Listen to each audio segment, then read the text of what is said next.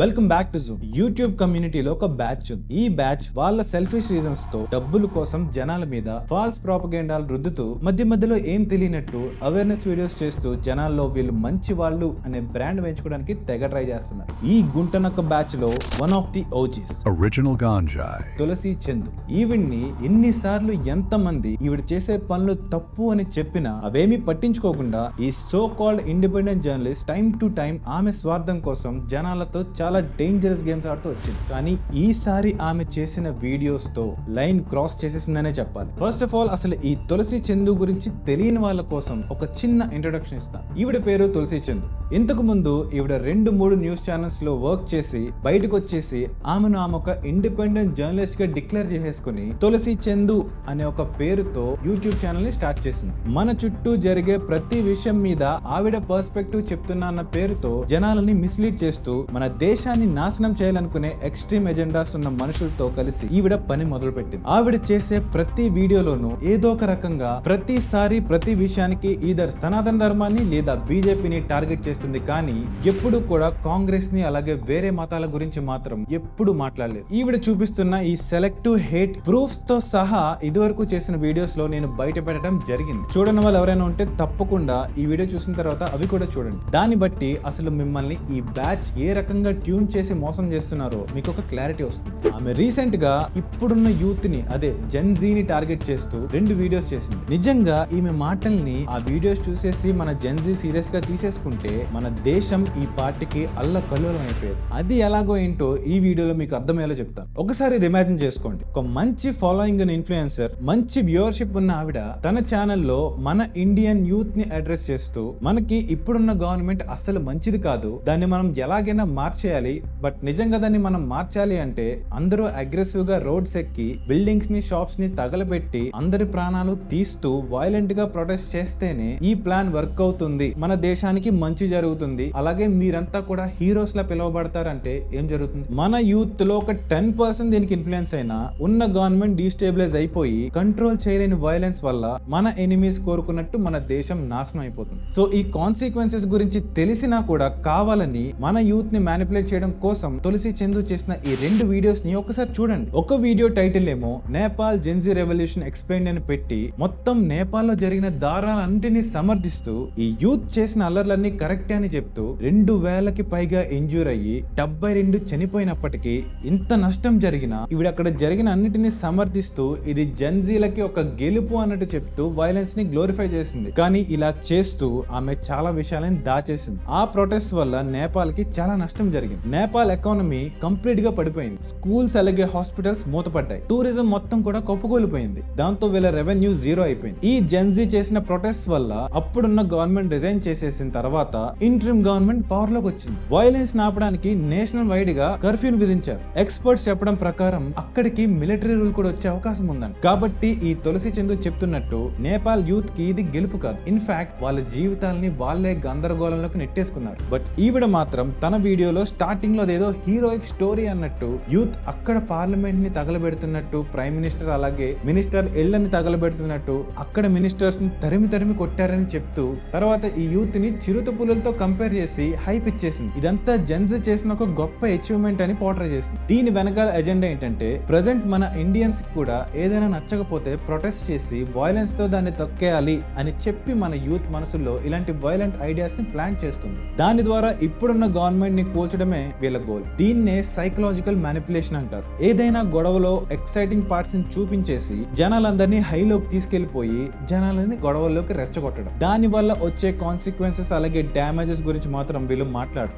ఇది జర్నలిజం కాదు, శవాల మీద చిల్లర ఏరుకోవడం. సో ఈ వీడియో చేసిన వెంటనే మళ్ళీ ఆమె ఇంకొక వీడియో రిలీజ్ చేసింది. ఆ వీడియో టైటిల్ ఏంటో తెలుసా? Gen Z only hope to save Vizag steel అంట. మీకు ప్యాటర్న్ కనబడుతుందా? ఈవెన్ ఈ వీడియోలో కూడా నేపాల్ ఇన్సిడెంట్ తీసుకొచ్చి చాలా దారుణంగా మ్యానిపులేట్ చేసే ప్రయత్నం చేసింది. అది ఎలాగో ఇప్పుడు చూద్దాం. వైజాగ్ లో ఒక పెద్ద స్టీల్ ప్లాంట్ ఉంది. అది స్టీల్ ని ప్రొడ్యూస్ చేస్తుంది. ఆ స్టీల్ ప్లాంట్ గవర్నమెంట్ అండర్ లో ఉండేది, కానీ దాన్ని ఇప్పుడు ప్రైవేటైజ్ చేస్తున్నారనే న్యూస్ రావడంతో దాన్ని ఆపడం కోసం జెన్జీఏ ఏదో ఒకటి చెయ్యాలి అని నేపాల్ లో జరిగిన ఇన్సిడెంట్స్ ని తీసుకొచ్చి ఇండైరెక్ట్లీ కుర్రోలని రోడ్లకి రెచ్చిపోమని చెప్తుంది. సరే, మరి నిజంగా అంత హడావుడి చేసే ప్రాబ్లం ఈ ఇష్యూకు ఉందా అనేది మనం ఆలోచిద్దాం. ఈ స్టీల్ ప్లాంట్ కథని సింపుల్ గా మన జెన్జీ వాళ్ళకు కూడా అర్థమయ్యేలా చెప్పాలి అంటే 1947 ఇండిపెండెన్స్ తర్వాత మనకి సర్దార్ వల్లభాయ్ పటేల్ గారి కృషి వల్ల ఈ స్టేట్స్ అన్ని ఫామ్ అయిన విషయం మీ అందరికీ తెలిసింది. అప్పట్లో మద్రాస్ లో మన ఆంధ్ర కూడా ఒక పార్ట్ అయి ఉండేది. అలా 1953 తర్వాత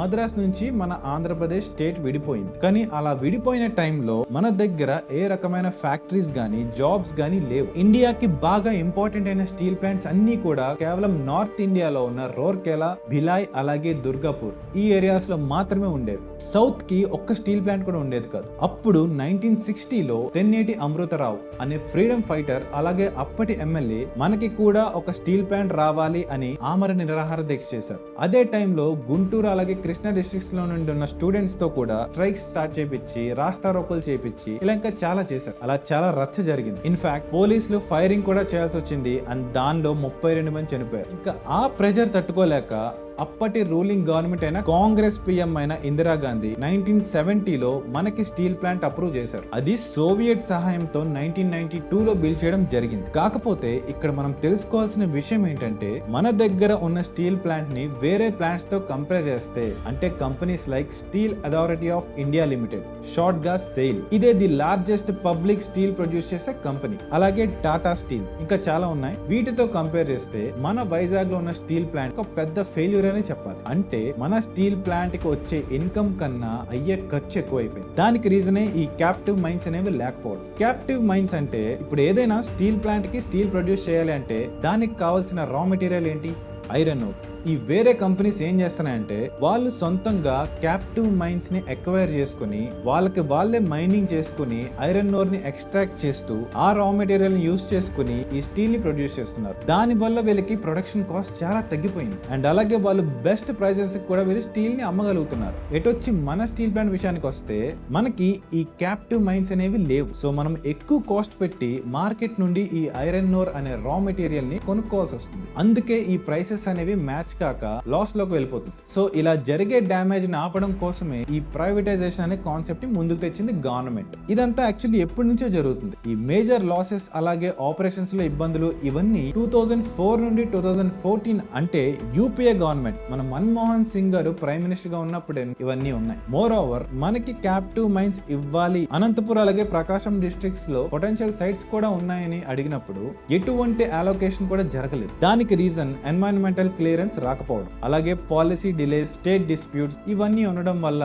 అప్పటి నుంచి ఇది హోల్డ్ లో పడిపోయింది. సో ఇదంతా బీజేపీ ఉన్నప్పుడే కాదు, కాంగ్రెస్ ఉన్నప్పటి నుంచి కూడా జరుగుతుంది. కానీ ఈ తులసి చందు గారు మాత్రం ఇదంతా బీజేపీయే చేసింది, ఇది బీజేపీ యొక్క మాస్టర్ స్ట్రోక్ అని ఇవన్నీ మాట్లాడుతూ వ్యూవర్స్ ని మిస్లీడ్ చేస్తూ ఎవరికి ప్రశాంతత లేకుండా చేస్తుంది. ఇంక ఈ వైజాగ్ స్టీల్ ప్లాంట్ ప్రైవేటైజేషన్ విషయానికే వస్తే as of now strategic disinvestment అంటే మెజారిటీ స్టేక్ ని ప్రైవేట్ బయర్ కి అమ్మే ప్రక్రియ. దీన్ని యూనియన్ క్యాబినెట్ 2021 లోనే అప్రూవ్ చేసి ఉంది. కానీ అప్పటి నుండి అది ముందుకు జరగలేదు. ఏ బయర్ కూడా దాన్ని కొనడానికి ముందుకు రావట్లేదు. దీనికి కారణం ఆల్రెడీ ఆ ప్లాంట్ కి 20,000 కోట్ల అప్పు ఉండడు. సో దాన్ని ఎవడో పట్టించుకోక ఈ భారం అంతా తిరిగి మళ్ళీ మన మీద పడుతుంది. కానీ ఇలా ప్రైవేటైజ్ చేసేస్తే దాని నుంచి వచ్చే కన్సర్న్స్ ఏమున్నాయి అంటే అందులో ఉండే జాబ్స్. ఇప్పటి వరకు గవర్నమెంట్ జాబ్ లాగా సేఫ్ అండ్ సెక్యూర్ గా ఉండే జాబ్ వన్స్ ప్రైవేటైజ్ అయిపోతే ఆ ఎంప్లాయర్ కాస్ట్ కటింగ్ చేసుకోవడం కోసం లేదా ఆటోమేషన్ ఏదో టెక్నిక్స్ యూస్ చేసి మనుషులు చేసే పనులు తగ్గించేస్తే జాబ్స్ పోతాయి అండ్ దాని ద్వారా దీని మీద డిపెండ్ అయిన చాలా మంది ఫ్యామిలీస్ ఇబ్బంది పడిపోతాయని ఇక్కడ మేజర్ కన్సర్న్. ఇన్ఫాక్ట్ చాలా మంది ఇదే పాయింట్ ని హైలైట్ చేస్తూ వచ్చారు అండ్ దీని గురించి అయితే గవర్నమెంట్ ఖచ్చితంగా ఆలోచించాలి. ఇది పక్కన పెడితే తులసి చందు మాత్రం ఈ సేల్ అనేది బీజేపీ చేస్తున్న పర్సనల్ కుళ్ళు మిషన్ అని జనాలలో పానిక్ ని క్రియేట్ చేస్తుంది. కానీ రియాలిటీ అనేది క్వైట్ డిఫరెంట్. ఇప్పటి వరకు ఆ స్టేక్స్ ని అమ్మడానికి గవర్నమెంట్ ఆక్షన్ కూడా కండక్ట్ చేయలేదు. ఇన్ఫాక్ట్ గవర్నమెంట్ దీన్ని త్వరగా ప్రైవేటైజ్ చేసేయాలని చూడకుండా ఫస్ట్ దీన్ని ఎలాగైనా రివైవ్ చేయాలి అనే మెజర్స్ తీసుకుంటుంది. గవర్నమెంట్ మనకి 11,440 కోట్లు ప్యాకేజ్ ఇస్తున్నట్టు అనౌన్స్ చేసింది. దాన్ని కూడా మన తులసి చందు గారు తీసి పడేశారు. ఈవిడ చెప్పేది ఏంటంటే గవర్నమెంట్ ఒక చేతితో ఇచ్చి ఇంకో చేతితో లాగేసుకుంటున్నాను. వీళ్ళ గురించి తెలిసిందే కదా, గవర్నమెంట్ ఏ పనైనా చేయనివ్వండి, అది ఎంత మంచి అయినా అవనివ్వండి, అది మంచి అని మాత్రం చచ్చిన ఒప్పుకోరు, అలాగే జనాల్ని ఒప్పుకోనివ్వరు. యాక్చువల్ గా చూసుకుంటే 11,440 కోట్లు ఏదైతే మన స్టేట్ కి శాంక్షన్ చేశారో అది మన broader Andhra Pradesh special development package లో పార్ట్. దీన్ని 2014 లోనే అప్రూవ్ చేశారు. స్టీల్ ప్లాంట్ రివైవల్ కోసం, అంటే దాని వర్కింగ్ క్యాపిటల్ అప్పుని రీస్ట్రక్చర్ చేసుకోవడం, అలాగే కొత్త ఎక్విప్మెంట్ తెచ్చి ప్రొడక్షన్ కెపాసిటీని 6.3 మిలియన్ టన్స్ నుండి యాన్యువల్లీ 7.3 మిలియన్ టన్స్ కి పెంచడానికి గవర్నమెంట్ సైడ్ నుంచి ఇదంతా చేశారు. సో ఈ వీడియో సింపుల్ గా చెప్పేసినట్టు అది జీరో హెల్ప్ ఏమీ కాదు. ఈవెన్ యూనియన్స్ కూడా దీన్ని గుర్తించాయి. దీని వల్ల మళ్ళీ ఆపరేషన్స్ అనేవి టెంపరీగా అయినా స్టేబిలైజ్ అవుతాయని వాళ్ళు చెప్పారు. అలాగే ఎక్కువ మైన్స్ ని అలొకేట్ చేస్తే ఇంకా మంచిదని కూడా అడిగారు. సో ఈ విషయాలన్నిటినీ మీ దగ్గర దాచేసి ఈ తులసి చందు మీ ఎమోషన్స్ తో ఆడుకుంటుంది. ఇంకా ఆ వీడియోలో చాలా మిస్ఇన్ఫర్మేషన్ ఇచ్చింది, కానీ అవన్నీ నేను పాయింట్ టు పాయింట్ చెప్తే వీడియో లెంత్ ఎక్కడికో వెళ్ళిపోతుంది. అండ్ మీలో చాలా మంది వీడియో కంప్లీట్ గా చూడలేరు, చూడరు కూడా. అండ్ యాజ్ యూజువల్ అలా చేస్తే నా ఛానల్ మళ్ళీ పాతాళంలోకి వెళ్ళిపోద్ది. ఈ తులసి చందు చేసే ఎమోషనల్ మ్యానిపులేషన్ అనేది చాలా క్లియర్ కట్ గా కనిపిస్తుంది. ఇప్పటి వరకు ఈ వైజాగ్ స్టీల్ ప్లాంట్ విషయంలో జరిగిందంతా కూడా ఈ తులసి చందు అలాగే ఇంకా చాలా మంది ఉన్నారు ఈ బ్యాచ్ లో. వీళ్ళంతా కూడా బీజేపీ అలాగే మోడీ మీద గెంటేసి తెలివిగా కాంగ్రెస్ టైంలో జరిగిన దారుణాలన్నింటినీ దాచేశారు. నిజాలు మాట్లాడుకోవాలంటే డైరెక్ట్ ఇందిరా గాంధీ అండర్ లోనే వైజాగ్ స్టీల్ ప్లాంట్ కోసం పోరాడుతున్న వాళ్ళ మీద కాల్పులు జరిగాయి. చాలా మంది చనిపోయారు అండ్ గాయపడ్డారు కూడా. తులసి చందు గారు మాత్రం జర్నలిజం ని అడ్డు పెట్టేసుకుని ఒక ఎజెండాతో ఒక పార్టీని వెనకేసుకొస్తూ జనాల్ని మిస్లీడ్ చేసేస్తున్నారు. అసలు నాకు ఒకటి అర్థం కాదు, వీడి మీద ఎవరు యాక్షన్ తీసుకోరా? అసలు ఏం చేస్తే వీళ్ళు నోర్లు మోస్తారో కూడా నాకు అర్థం కావట్లేదు. ఫ్రీ స్పీచ్ అనే పేరుతో ఇష్టం వచ్చిన చెత్తను వాగి మన దేశాన్ని సర్వనాశనం చేస్తున్నారు. దీని కాన్సిక్వెన్స్ ని ఏదో ఒక రోజు మనం మన పిల్లలు అనుభవిస్తాం. సైలెంట్ గా ఉన్న వాళ్ళందరూ గుర్తుపెట్టుకోండి, ఈ రోజు నేను మాట్లాడుతున్నాను, రేపు నేను ఉండొచ్చు ఉండకపోవచ్చు. నాలాంటి వాళ్ళు ఎంతమంది ఎంత త్వరగా ముందుకు వస్తే అంత మంచిది. లేదంటే మీరు అలా చూస్తూనే ఉండండి, తర్వాత చూడడం తప్ప చేయడానికి ఏముండదు. ఈ పాయింట్ జెన్జీలకే కాదు, ఈ వీడియో చూస్తున్న అందరికీ చెప్తున్నా. ఇప్పుడున్న ఇష్యూస్ లైక్ జాబ్స్, కరప్షన్, వీటిని ఫైట్ చేయాలంటే సిస్టమ్ ని బ్రేక్ చేయక్కర్లేదు. అలా చేస్తే ఇంకా నేపాల్లో జరిగినట్టు మనకు కూడా ప్రాబ్లమ్స్ వర్స్ అవుతాయి, కానీ దానివల్ల ఉపయోగం ఉండదు. ఇవన్నీ చేసే బదులు నిజంగా మార్పుని తీసుకురావాలి అంటే యూత్ ఎవరైతే ఉన్నారో మీరంతా గవర్నమెంట్ జాబ్స్ లోకి, పాలిటిక్స్ లోకి, ఈ సివిల్ సర్వీసెస్ లోకి వెళ్ళాలి. ఐఏఎస్ అవ్వాలి. టాప్ పొజిషన్స్ లోకి వెళ్తేనే ఈ పాలసీస్ ని చేంజ్ చేసే అవకాశం మనకు ఉంటుంది. మనలో కొంతమంది పాలిటీషియన్స్ అవ్వాలి. అలా అవ్వాలంటే ముందు లోకల్ లీడర్ అవ్వండి. Start with youth wings, student unions, real issues ని అడ్రస్ చేయండి. NGOs లో జాయిన్ అవ్వండి. స్కిల్స్ ని బిల్డ్ చేసుకోండి. అండ్ మోస్ట్ ఇంపార్టెంట్లీ తెలివిగా ఓట్స్ వేయండి. ముందు మనం మారితేనే ఈ దేశాన్ని మనం మార్చొచ్చు. లీగల్ గానే ముందుకు వెళ్ళి పాజిటివ్ చేంజ్ ని తీసుకొద్దాం. ఆవేశంతో కాదు, ఆలోచనతో చేద్దాం. సో నా పాయింట్స్ అన్ని మీకు అర్థమయ్యాయి అనుకుంటున్నాను. ఈ వీడియో కింతే ఇప్పుడు నేను చేస్తున్న ఈ ఎక్స్పోజ్ సిరీస్ ఏదైతే ఉందో దీనిలో నేను ఎవరిని వదిలిపెట్టను. నన్ను ఏమనుకున్నా సరే ప్రతి ఒక్కళ్ళ చిట్టా బయటికి తీస్తా. అండ్ మీరే అన్నిటికీ జడ్జ్. మీ థాట్స్ ఏంటో ఖచ్చితంగా నాకు కామెంట్ చేయండి. అండ్ కుదిరితే ఈ ఛానల్కి సబ్స్క్రైబ్ చేసుకోండి. దానివల్ల ఛానల్ బూస్ట్ అవుతుంది అండ్ నాకు కూడా మీరు నా వెనకాల ఉన్నారన్న ధైర్యం వస్తుంది. సో నెక్స్ట్ వీడియోలో మళ్ళీ కలుద్దాం. అంతవరకు టేక్ కేర్. అందరూ నాతో పాటు చెప్పండి, భారత్ మాతాకి జై.